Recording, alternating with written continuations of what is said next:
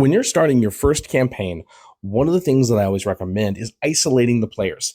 In my campaign, it's done through rail lines. So rail lines extend out from Dusthaven, the central city. As those rail lines go out, they only go out to those further places once a week, once a month, once every other month, depending how far they go out.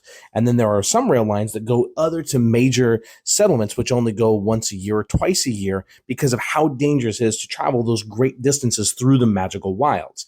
Those cities that are along the way, those may be 2 or 3 days travel via rail.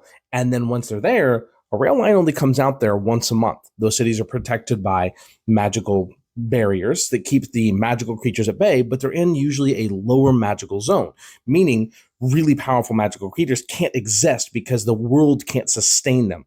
And so that's how my world distinguishes between there are still bandits, there are still, bad guys and, political intrigue, but the things that the players interact with the most as far as killing them end up being magical abominations created by the world itself. Whole backstory on that, but it doesn't really matter too much. What matters is what skills the players need to be able to isolate the weaknesses of those monsters. My campaigns tend to be very go find your loot, make a living for yourself, combat oriented.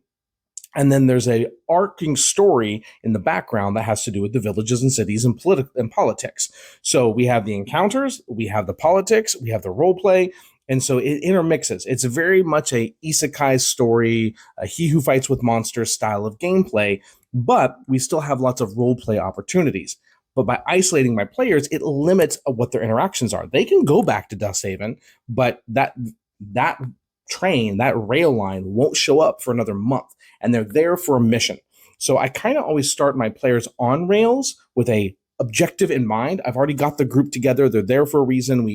We're dropping them off at the rail line. This is what their mission is, right? That's how we start it.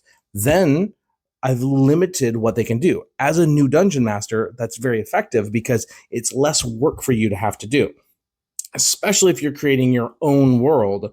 Always make sure that you can begin isolated and not completely, not alone, but just give yourself less work to do in the beginning. As you get more advanced, I still recommend this because creating an entire world from scratch, unless you have it already done, it's a lot of work.